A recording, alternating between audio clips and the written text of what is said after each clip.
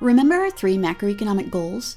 There was 1, stable prices, 2, low unemployment, and 3, high and sustained growth.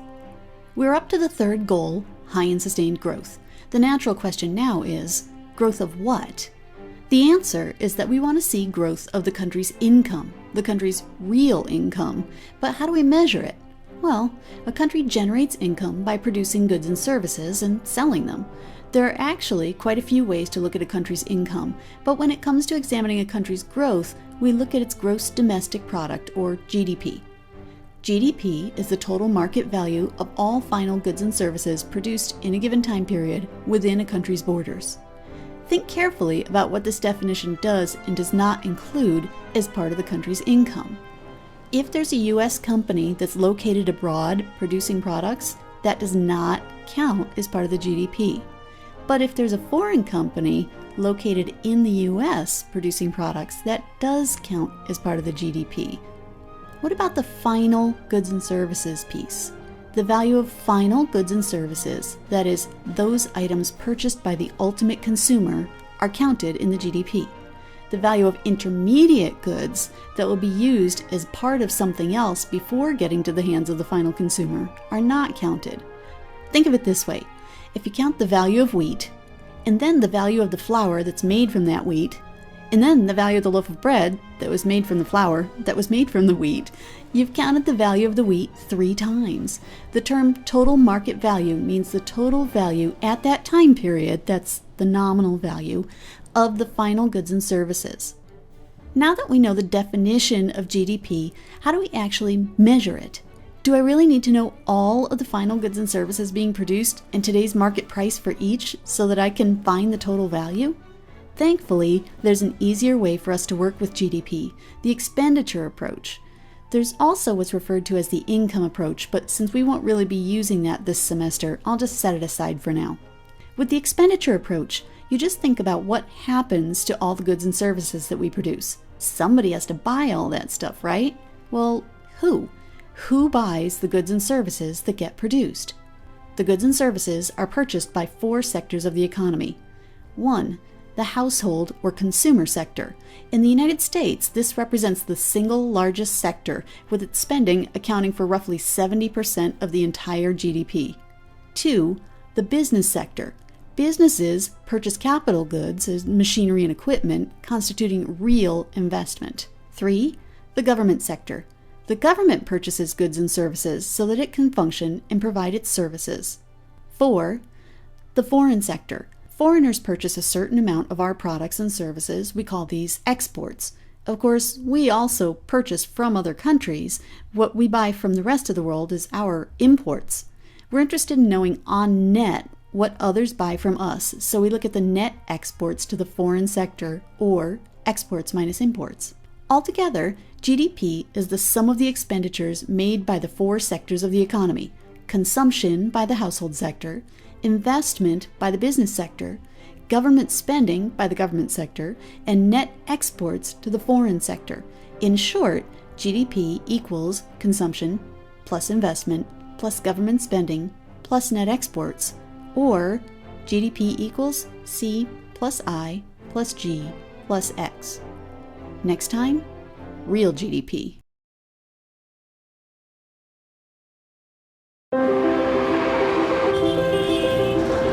The whole world looks at gross domestic product, GDP, to gauge economic success. GDP. Global GDP. But it's an old-fashioned measurement that ignores people's actual incomes and anything that does not have easy monetary value, such as the natural environment.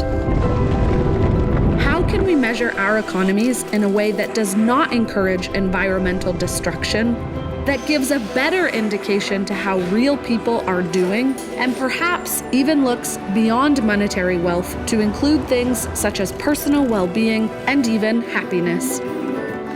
This episode of Stakeholder Capitalism asks, how can we go beyond GDP?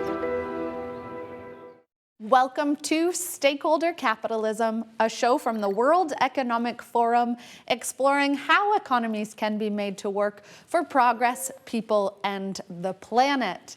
I'm Natalie Pierce, And with me is the co-author of the book, Stakeholder, Capitalism, exploring what's gone wrong with capitalism and what can be done to fix it, Peter Vanham. Hi, Peter. Hey, Natalie, it's a real pleasure to be here with you and indeed to talk about this book that I co-authored with Klaus Schwab, the founder and executive chairman of the World Economic Forum. He's been thinking for 50 years about how capitalism can work not just in the short-term interest of shareholders, but for all of a company's stakeholders, including employees, the communities it's operating in, and of course, the planet as a whole. Let's explore how this show will play out. In each episode, we will explore one problem outlined in your book associated with capitalism and globalization. Yeah, I'll start by showing you a graph that really shows what the problem is that we're looking at. And then we'll turn to two expert guests. The first one will talk more in detail about what the issues are related to this problem. And then the second one will talk more about what are possible solutions. And at the end of each episode, we will have a post-match analysis exploring if we've arrived at answers or solutions or where we might go next from here. Yeah, I think it'll all sound a little bit less complicated when we get to today's topic, and that is beyond GDP, why that magic number that countries use to measure their economic success may not be fit for purpose anymore.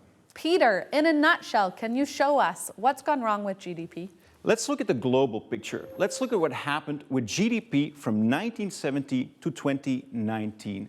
Now we see an absolute explosion in nominal terms over those last 50 years, 30 times. But it doesn't tell us the full picture. We have to adjust for inflation. In economic terms, we have to look at real GDP.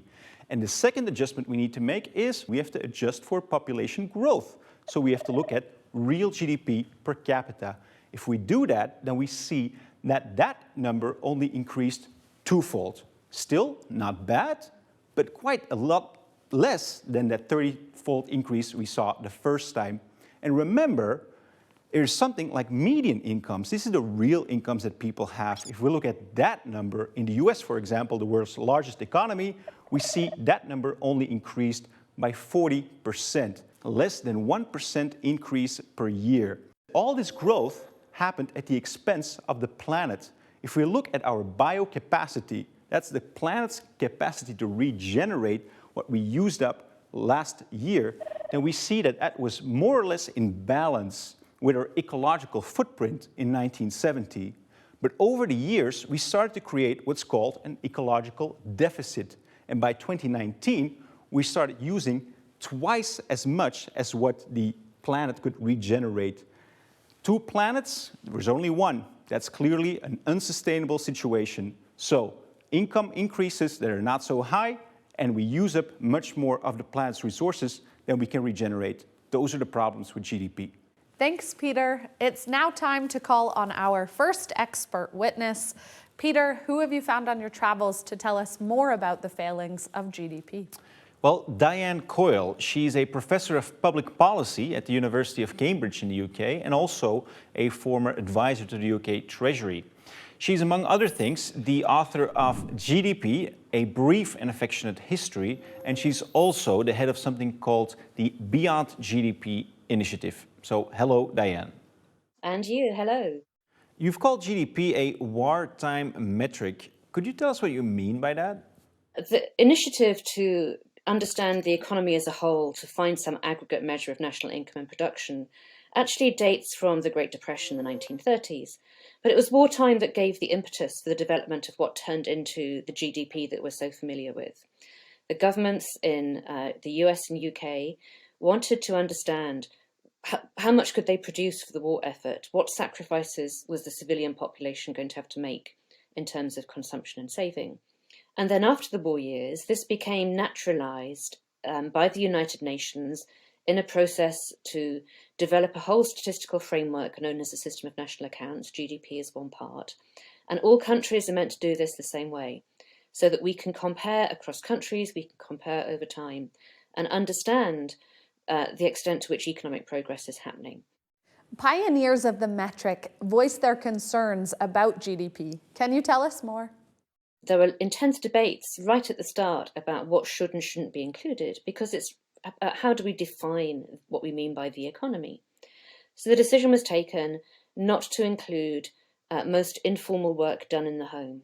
A lot of it falls to women in many countries, things like childcare, cleaning, cooking. A lot of the services that we get from nature are not included either. And through the 1960s and 70s, there were environmentalists pointing out the adverse consequences of not understanding the cost that nature was going to be paying for current economic activity. So those debates have been constant. And I think the reason that there's so much more impetus now in the Beyond the GDP initiative is because we've understood that the gap between that definition that was created in the early 1940s, we understand that we have not been taking account, literally, of some really important consequences of our activity. What is the Beyond GDP initiative? I would describe it as a coalition of policymakers, economists, campaigners who are trying to work towards better metrics of progress in our society. The debate about how we should measure the economy dates back quite a long time. And my sense is that particularly with the impact of the pandemic in the past year, we're at a kind of turning point when this initiative could really start to reshape the way that decisions get taken in business and in policy. Diane, you mention in your book that a tree standing does nothing for GDP until it is cut down and consumed. Does GDP promote environmental destruction? It unfortunately has often done so because short-term increases in money spent in marketing services and goods based on natural resources or the resources themselves has added to GDP growth. And the consequence of that has been not thinking about the longer term and therefore sustainability. So just as any company would have a profit and loss account and a balance sheet, we need that too. We need to be able to understand the long-term consequences on the stocks of natural assets for today's activity so that we can have sustainable growth. One of the things that you also wrote about is how the contributions of the financial sector were not included in GDP before, and they are now. Could you tell us a little bit more about why and how those adjustments were made? You're highlighting the importance of understanding that this is a human constructed definition of things that are important to us. And the financial sector is a great example because its definition in the statistics has changed several times over the decades since the Second World War. All of the changes have increased its apparent contribution to GDP. What we use currently in the latest set of revisions is called Financial Intermediation Services Indirectly Measured. And that does kind of measure the price that they receive, but it also measures the risk that they're taking.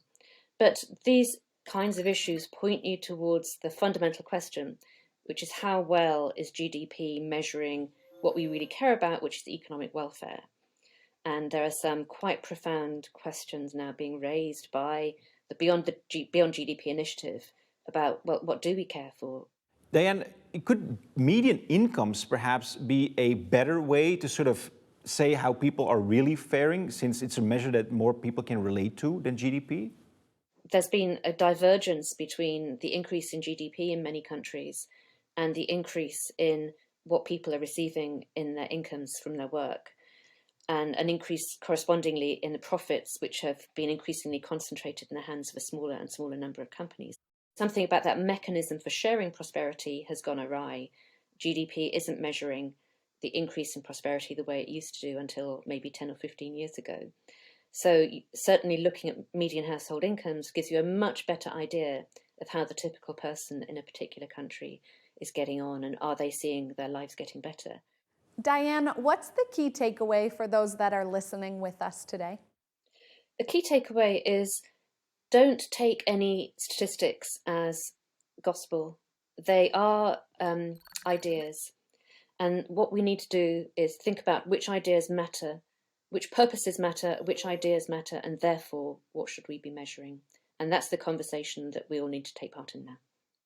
Thank you, Diane. You have presented the case against GDP persuasively and presented some alternative ways we might measure economic progress.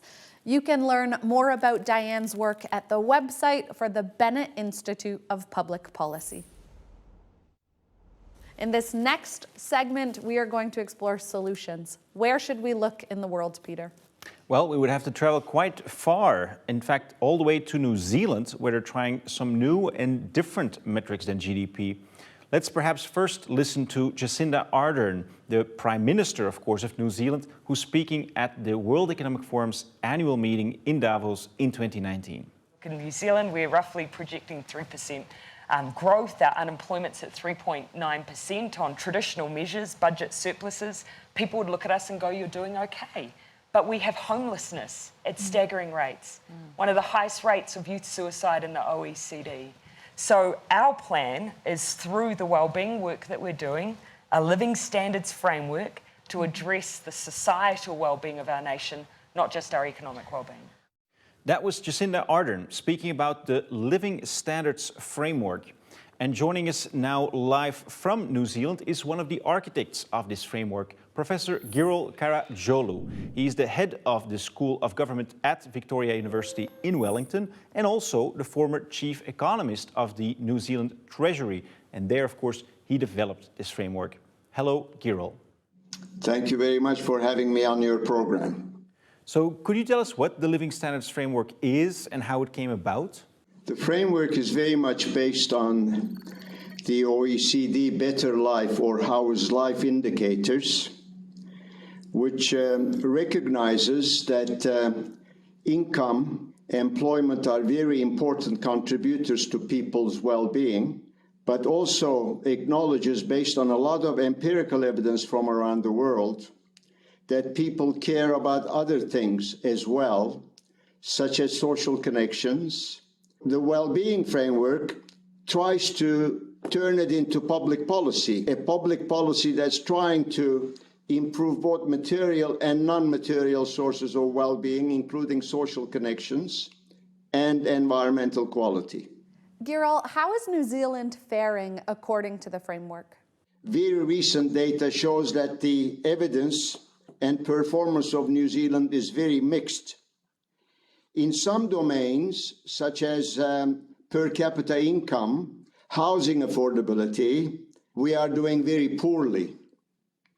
On the other hand, life expectancy, social connections, safety are relatively high and pollution is low. Natural capital is under huge stress, biodiversity is getting worse, but social capital, including trust in government, is quite high. So it's a mixed picture. And how is it received by the people in New Zealand?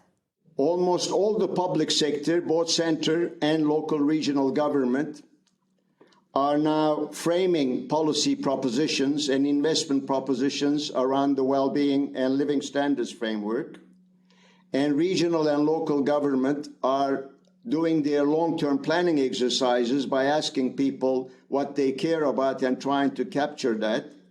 So what's the benefit of thinking in terms of stocks of capital as opposed to yearly production value?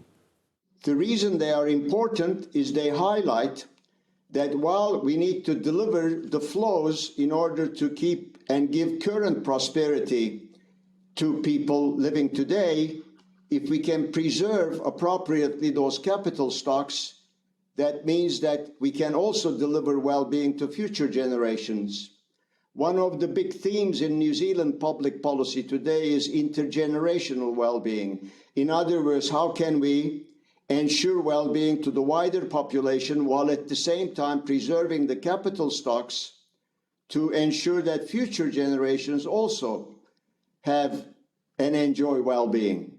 So how do we know if these metrics are successful? What it forces us to do, and this is something very live and active in New Zealand, is to think of public policy as packages of policies that complement each other. So a policy package that focuses on both improving the well-being through mental health of individual, while at the same time incentivizing a switch of production and consumption towards greener, cleaner technology, as a package would serve both purposes. If you had one takeaway that you would like to share from this conversation with your students, what would it be? There's a circularity between individual ways of living and the total social and communal outcomes.